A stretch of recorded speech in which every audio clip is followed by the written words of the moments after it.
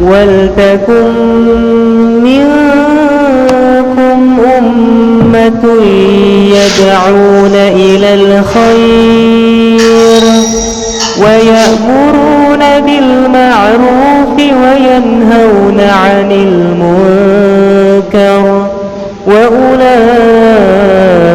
هم المفلحون. Assalamualaikum warahmatullahi wabarakatuh. Alhamdulillahi rabbil alamin. Asyhadu an la ilaha illallah wa asyhadu anna Muhammadan abduhu wa rasuluh. Allahumma salli ala Muhammadin wa ala alihi wa ashabihi ajma'in. Amma ba'd. Alhamdulillah, ananda sekalian, para peserta kuliah Al-Islam Kemuhammadiyaan 1, kita kembali dipertemukan oleh Allah Subhanahu wa Ta'ala pada pertemuan yang ke-9, yaitu materi tentang Al-Islam Kemuhammadiyahan 1. Pada kesempatan ini kita akan membahas sedikit tentang studi tafsir Al-Quran. Nanda sekalian, tafsir pada periode klasik yang dimasukkan dalam sejarah tafsir Al-Quran itu berbeda dengan pengertian periode klasik dalam sejarah peradaban Barat. Term klasik dalam sejarah peradaban Barat itu dimulai dari Yunani kuno hingga abad ke-5 Masehi, sementara dalam sejarah penafsiran Al-Quran, periode klasik yang dimaksud adalah dimulai pada sejak zaman Nabi kita Muhammad SAW dan sahabat, abad 1 Hijriah hingga abad ke-2 Hijriah, yakni era generasi tabi'in, bahkan generasi awal at-tabi'in. Tafsir pada era Nabi Sallallahu Alaihi Wasallam hingga sahabat, sejarah awal perkembangannya yaitu dalam konteks kajian pengembangan tafsir pada periode klasik di era Nabi hingga sahabat dinilai sangat otoritatif dan memiliki kualitas terbaik, ya, the most authoritative form of exegesis. Sebab tafsir di era ini didasarkan pada sumber utama yang penting dalam otoritas agama, yakni sunnah Nabi atau hadis.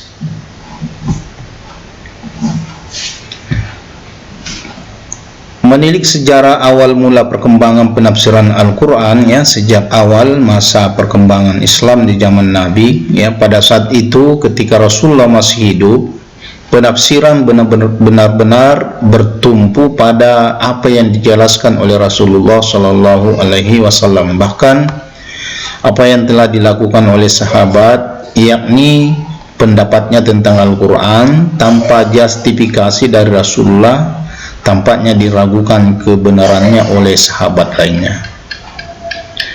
Nah, adapun metode penafsir yang diterapkan Nabi pada masa itu masih sangat sederhana. Hal ini karena mayoritas sahabat memahami bahasa Arab yang menjadi bahasa pengental Al-Quran. Sebab itu metode yang digunakan masih bersifat global. Kalau kita kutip pernyataan dari Husain As-Sabah As-Sahabi bahwa sudah merupakan suatu tabiat Nabi Muhammad dalam memahami Al-Quran ini secara global dan terperinci setelah Allah membebaninya dengan hafalan dan keterangan. Nah, adapun pemahaman sahabat terhadap Al-Quran itu sangat tergantung pada apa yang didapatkan dari Rasulullah Sallallahu Alaihi Wasallam. Itulah sebabnya dalam keadaan apapun Rasulullah selalu didamping oleh para sahabat, meskipun tidak semua sahabat dapat mendampingi Rasulullah setiap harinya.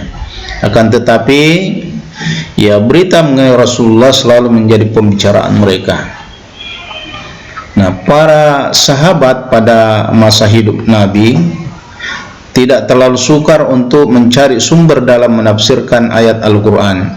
Jadi mereka cukup menanyakannya kepada Rasulullah, Oleh karena itu sumber penafsirannya pun terbatas pada 4 macam, yaitu Al-Quran, Nabi Muhammad SAW, ijtihad dan kekuatan istinbat, dan ahlul kitab.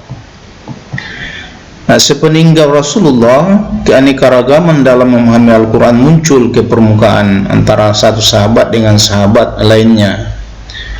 Bahkan terkadang mempunyai perbedaan pendapat.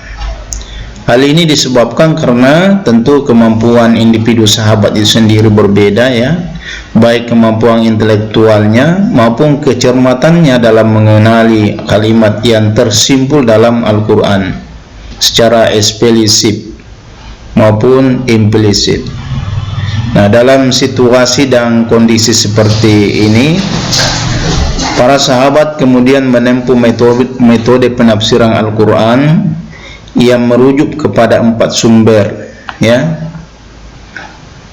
Kemudian bagaimana metode penafsiran sahabat Nabi? Yang pertama ada namanya metode munasabat. Para sahabat yang bermaksud menafsirkan Al-Quran terlebih dahulu itu mencari ayat yang dapat menjelaskan secara terperinci makna ayat yang dimaksud. Mereka mengumpulkan sebagian ayat dengan ayat yang lain, ya, agar ayat-ayat yang ringkas dapat dibantu penjelasannya dengan ayat yang panjang. Nah, ayat-ayat yang global dapat dipahami dengan ayat-ayat yang terperinci. Demikian pula, ya, pengertian mutlak itu dapat dimengerti dengan muqayyad yang umum dengan yang tertentu. Dengan kata lain, ya, bahwa para sahabat memahami Al-Quran dengan menggunakan metode munasabat. Seperti surah Al-Mu'minun, ya, di ayat 28 sampai 77, dan An-Nisa 27 sampai 44, Al-Baqarah ayat 37. Lalu kemudian ditafsirkan oleh ayat, ya, 23 dari surah Al-Qiyamah dan Al-Ma'idah, ya, di ayat 1. Itu ditafsirkan dengan ayat yang ketiganya.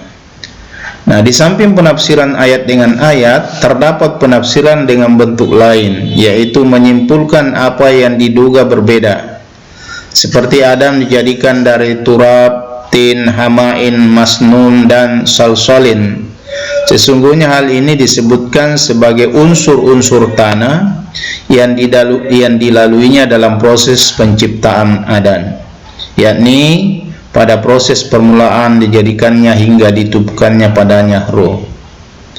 Yang kedua ada yang disebut metode bayan. Metode bayan diterapkan sahabat apabila salah seorang sahabat mendapat kesukaran tentang satu ayat dalam Al-Quran. Nah, penafsirannya dikembalikan kepada Rasulullah SAW, dan beliau menjelaskan ayat-ayat yang tersembunyi maknanya. Dalam hal ini Ibnu Taimiyah berpendapat bahwa Rasulullah menjelaskannya kepada para sahabat seluruh makna yang terdapat dalam Al-Quran, sebagaimana Rasulullah menerangkan lafaznya, ya. Beberapa alasan yang diajukan oleh Ibnu Taimiyah, ya, alasannya diantaranya adalah firman Allah dalam Al-Quran surah An-Nahl ayat 44 yang terjemahannya, dan kami turunkan kepadamu Al-Quran agar kamu menerangkan kepada umat manusia apa yang telah diturunkan kepada mereka agar mereka memikirkan. Yang kedua, apabila mereka atau para sahabat belajar Al-Quran dari Nabi Muhammad sebanyak 10 ayat misalnya, mereka juga mempelajari pengertiannya. Kemudian yang ketiga, mempelajari suatu kitab atau buku ilmu pengetahuan, ya, tidak mungkin dilakukan tanpa mempelajari penjelasan yang terkandung di dalamnya. Hal ini adalah kebiasaan orang yang berilmu dalam menyajikan buku yang ditulisnya. Kemudian yang keempat, yang belum mendapat penjelasan dari Rasulullah hingga wafatnya adalah ayat tentang riba. Nah, sementara As-Su'abi dan As-Suyuti itu berpendapat bahwa Rasulullah tidak menjelaskan makna Al-Quran kepada sahabatnya kecuali sedikit saja. Alasan yang dikemukakan kedua ulama ini adalah diantaranya bahwa pertama, Rasulullah tidak menafsirkan Al-Quran kecuali beberapa ayat saja yang telah diajarkan malaikat Jibril. Yang kedua, penjelasan dari Rasulullah mengenai makna Al-Quran ini adalah terbatas, yakni hanya beberapa ayat saja. Itu pun karena adanya pertanyaan dari para sahabat.